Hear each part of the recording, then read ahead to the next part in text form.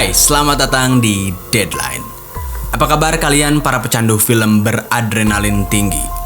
Di video kali ini gue bakalan bahas alur cerita film horor kriminal dengan ide dan tema cerita yang menurut gue sangat fresh dan belum pernah ada sebelumnya.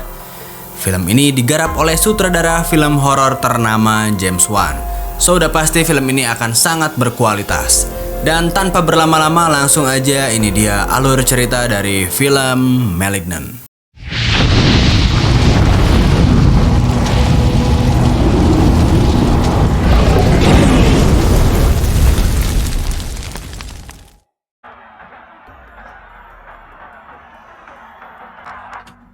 Hey, I was watching that.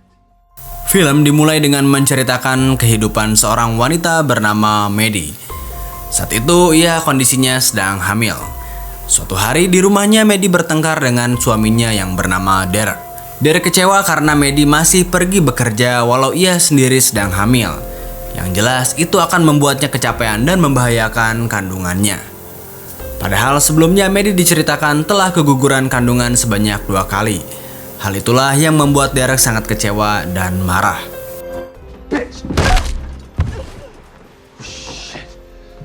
Karena emosi setelah Maddie mendorong Derek membalasnya dengan cukup keras hingga kepala Maddie membentur tembok dan terjadi pendarahan di kepalanya. Malam harinya saat tertidur, Derek mengalami gangguan suara mistis yang menerornya. Dan tiba-tiba saja Derek melihat sosok manusia yang berambut panjang. Lalu kemudian sosok itu menikamnya tanpa ampun. Maddie yang tertidur pun tiba-tiba terbangun karena rasa sakit di kepalanya. Dan ternyata kepalanya itu masih mengeluarkan darah. Saat ia menuju lantai bawah menuju Derek, Maddie sangat kaget karena melihat sosok berambut panjang itu sudah melumpuhkan Derek.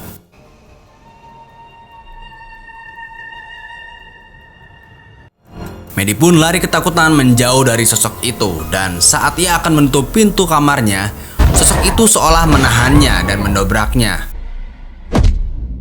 Akhirnya pihak kepolisian datang ke rumah Maddie atas laporan dari tetangganya yang mendengar suara jeritan keras. Pihak kepolisian ini terdiri dari seorang detektif yang bernama Detektif Chow, lalu penyidik Regina dan asistennya yang bernama Winnie. Akhirnya di rumah sakit Maddie pun terbangun ditemani adiknya yang bernama Sydney. Adiknya menjelaskan bahwa Derek telah tewas karena ada penyusup yang masuk untuk membunuhnya.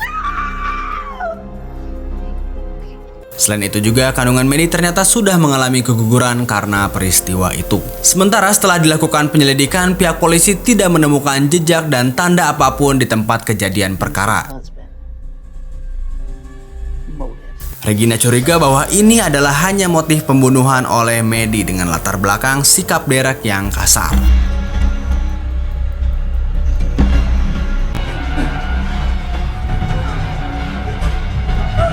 2 minggu kemudian sepulang Maddie ke rumahnya, ia selalu diteror oleh hal-hal yang mengerikan. Dan akhirnya ia pun memasang kayu pada seluruh akses rumahnya agar tidak ada yang bisa masuk. Suatu hari Maddie bercerita pada Sydney bahwa dia sangat sedih karena keguguran yang baru saja dialaminya. Hal itu membuatnya merasa sangat kesepian dan terpukul. Karena ternyata Maddie adalah seorang anak yang diadopsi oleh ibu dari Sydney. Cerita berpindah di sebuah tempat bersejarah seorang wanita pemandu wisata lokal yang diteror oleh sosok berambut panjang yang membunuh Derek. Kemudian sosok itu pun menculiknya.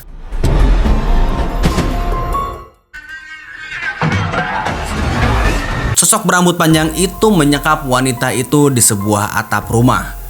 Sosok itu kemudian berkata padanya bahwa ia sudah menunggu aksi semua ini dalam waktu yang cukup lama.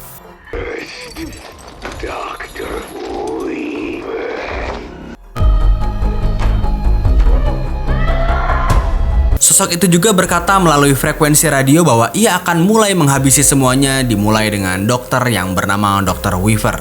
Diceritakan Dr. Weaver adalah seorang dokter ahli bedah ternama yang telah banyak mendapatkan penghargaan dalam karirnya.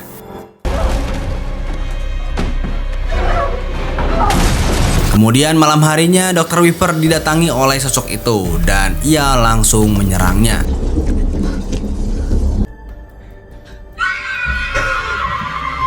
Di waktu yang bersamaan, tiba-tiba Maddie yang berada di rumah merasakan dirinya seolah berada tepat di lokasi di mana sosok misterius itu menyerang Dr. Weaver.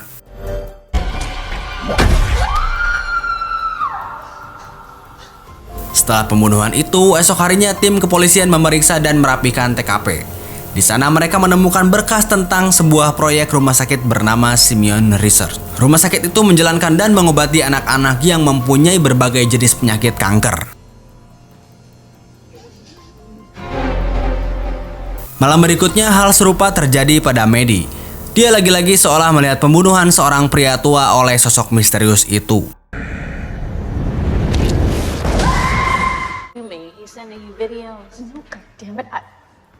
Esok harinya akhirnya Maddie melaporkan pada pihak kepolisian tentang apa yang ia lihat semalam dalam pikirannya, termasuk wajah dari sosok misterius itu. Maddie juga menjelaskan alamat lokasi pembunuhan yang ia lihat. Ternyata benar saja di lokasi itu pria tua yang Maddie lihat pembunuhannya telah mati sesuai dengan apa yang Maddie lihat dalam pikirannya. Saat Maddie sedang sendirian, tiba-tiba ia mendapatkan telepon tanpa identitas, dan suara itu adalah dari sosok misterius itu. Dia mengancam Maddie bahwa akan membunuh semua yang menganggapnya ini tidak nyata, serta orang-orang yang menganggap bahwa itu hanya khayalan Maddie. Lalu tiba-tiba saja Maddie berteriak sebuah nama Gabriel. Dari sana, Maddie sadar bahwa dia mengetahui sosok misterius itu bernama Gabriel, dan sosok itu sudah ia kenal sejak dirinya kecil. Akhirnya Maddie dan Sydney mulai mencari tahu tentang masa kecilnya pada ibunya.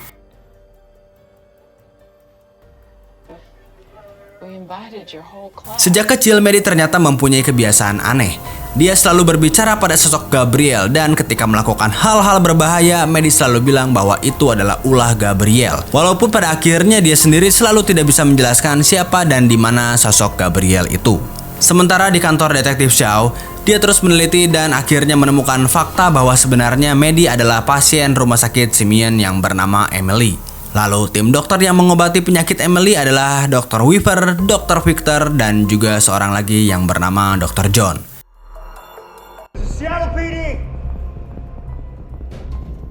Dengan segera dia pun langsung menuju kediaman Dr. John. Dan benar saja ketika sampai ternyata Dr. John telah tewas terbunuh dengan kondisi yang mengenaskan. Di waktu yang bersamaan juga dalam pikiran Maddie, dia seolah berada di dalam lokasi pembunuhan itu. Kemudian Maddie mencoba berbicara pada Shaw yang datang, namun sayangnya itu tidak bisa. Lalu tiba-tiba saja sosok itu ternyata ada di belakang Shaw dan langsung menyerangnya. Shaw kemudian langsung menyerangnya dengan senjata, namun sosok Gabriel itu berhasil kabur melarikan diri dengan cepat keluar gedung. Esok harinya detektif Shaw dan Regina memberikan informasi pada Maddie tentang identitas Maddie yang sebenarnya. Maddie ditemukan bernama asli Emily, dan Maddie pun membenarkan bahwa selama ini teman hayalannya Gabriel selalu memanggilnya dengan nama Emily. Lalu mereka pun mengarahkan Maddie untuk ditangani oleh seorang hipnoterapis agar ia bisa mengetahui masa lalunya dan mengingat tentang siapa sosok Gabriel yang sebenarnya. Ketika hipnoterapis itu melakukan hipnoterapi pada Maddie, dia mulai histeris karena membayangkan masa lalunya.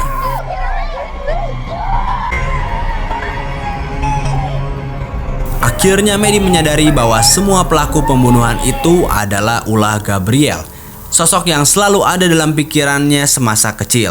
Jelas saja Regina dan Shaw tidak mempercayai hal itu, karena jika sosok Gabriel hanya teman khayalannya, jelas saja itu tidak mungkin nyata. Kemudian di tempat wanita yang disekap oleh sosok Gabriel, wanita itu berhasil melepaskan ikatannya, dan saat dia turun tiba-tiba saja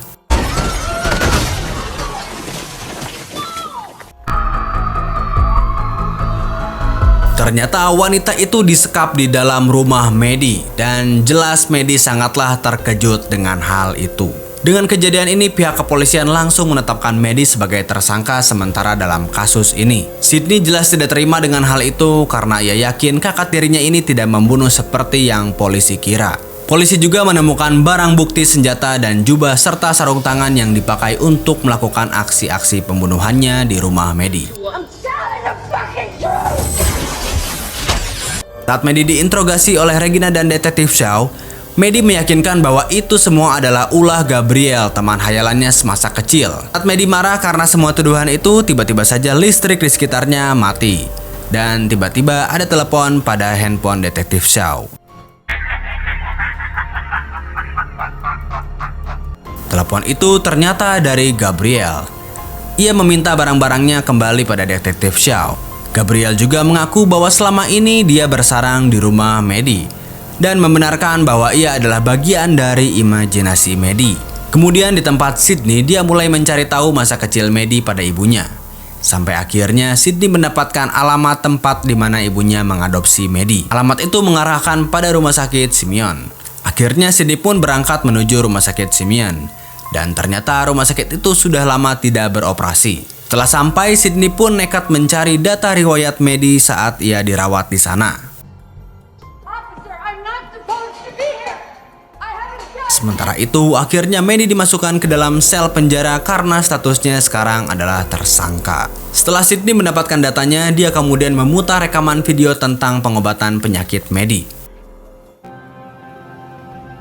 Dari sosok itu diketahui bahwa wanita yang disekap oleh Gabriel itu adalah ibu kandung Maddie yang sebenarnya. Menurut video itu, ibunya Maddie adalah korban pemerkosaan ketika ia masih berusia 15 tahun. Ibunya ini menyerahkan Maddie sebagai bahan penelitian rumah sakit Simeon karena kebetulan juga Maddie terlahir dengan sebuah penyakit. Sementara itu, di dalam penjara Maddie mendapatkan pelecehan dari teman satu selnya, hingga salah satu dari mereka memukul kepala belakang Maddie hingga berdarah. Ternyata Emily lahir dengan kembar siam, sebuah kanker tumor ganas yang mempunyai otak, otot, dan tulang. Dalam penyakit Emily ini, kanker itu seperti kembar dan bersifat parasit. Ia bisa menguasai pikiran dan tubuh milik Emily jika ia menginginkannya. Dari sini diketahui bahwa pelaku pembunuhan itu dilakukan dengan tubuh Maddie di luar kesadarannya. Dan inilah bentuk dari Gabriel.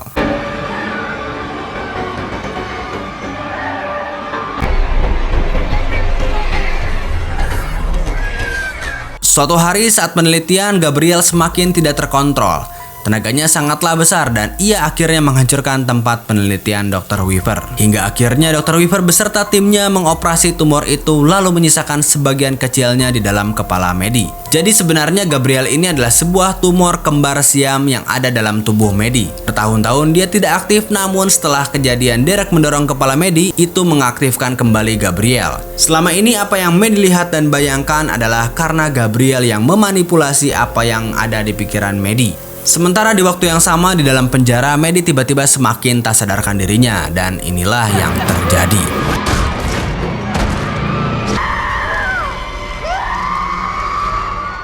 Setelah membantai semua penghuni di dalam sel, Maddie yang kini tubuhnya dikuasai oleh Gabriel, ia menyerang petugas polisi dan mengambil kunci selnya. Setelah keluar, Gabriel langsung mengambil barang-barang dan senjatanya di ruangan Winnie. Kemudian dia tanpa ampun membantai seluruh petugas polisi yang ada di dalam kantor. Sementara itu di waktu yang bersamaan, Sydney langsung menelepon Detektif Shaw. Ia memberitahu tentang apa yang ia temukan. Namun sayangnya semua itu terlambat karena Detektif Shaw langsung disibukkan dengan serangan yang terjadi di dalam kantornya.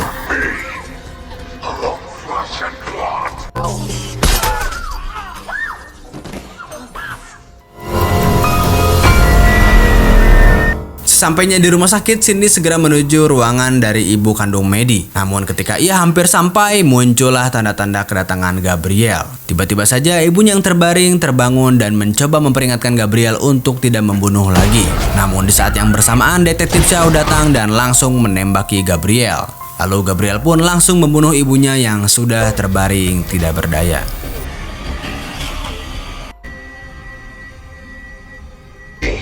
Namun tidak lama setelah itu semua, Gabriel dikejutkan dengan Maddie yang muncul dalam pikirannya. Dan ternyata pembunuhan Sydney dan ibunya Madison hanyalah rekayasa pikiran yang diciptakan oleh Maddie pada Gabriel. Ternyata Maddie sadar dan bangkit dari dalam pikirannya karena teriakan Sydney yang berteriak bahwa Gabriel lah yang membunuh semua anak dalam kandungannya. Akhirnya Maddie kali ini bertemu dengan Gabriel dalam pikirannya karena sekarang Maddie sudah sadar bahwa mereka hidup dengan otak yang sama. Akhirnya Maddie pun berhasil menguasai penuh tubuhnya dan keberadaan Gabriel dalam pikirannya. Dia pun kembali menonaktifkan Gabriel dalam tubuhnya. Now you get to live in a world that I create. Setelah itu semua, akhirnya Maddie pun sadar dan langsung menyelamatkan Sydney. Maddie meminta maaf pada Sydney karena ia selama ini selalu menginginkan seseorang dengan hubungan darah. Padahal selama ini Sydney lah sebenarnya saudara sejatinya. Film pun berakhir. Itulah dia alur cerita dari film Malignant. Sebuah film yang sangat menarik walaupun ada beberapa hal tidak logis yang tidak bisa dijelaskan hingga akhir film. Seperti bagaimana bisa Gabriel berbicara menggunakan aliran listrik ketika ia muncul. Gue sendiri berpendapat bahwa Gabriel ini bisa berbicara melalui jaringan frekuensi listrik ketika para dokter menyerangnya dengan alat medis yang menyebabkan konslet di rumah sakit Simeon. Serta juga ketika Gabriel yang sudah tertembak tampak baik-baik saja ketika medis sudah berhasil menguasai tubuhnya. Padahal itu terjadi pada tubuh yang sama. Namun secara keseluruhan gue sangat puas dan terhibur dengan film ini. Hal yang gue suka yaitu efek grading warna sepanjang film. Selain itu juga gestur aneh dari Gabriel yang bikin gue ngeri-ngeri sedap saat nontoninnya. Dan juga ekspresi kengerian dari penghuni sel ketika Gabriel muncul dari kepala medis sangat terasa mencekam menurut gue. Skor versi gue untuk film ini yaitu 9 dari 10. Oke lah, sekian dulu video kali ini. Terima kasih buat yang udah nonton. Jangan lupa kalau kalian suka konten ini, klik like dan subscribe. Jumpa lagi di video selanjutnya. Bye-bye.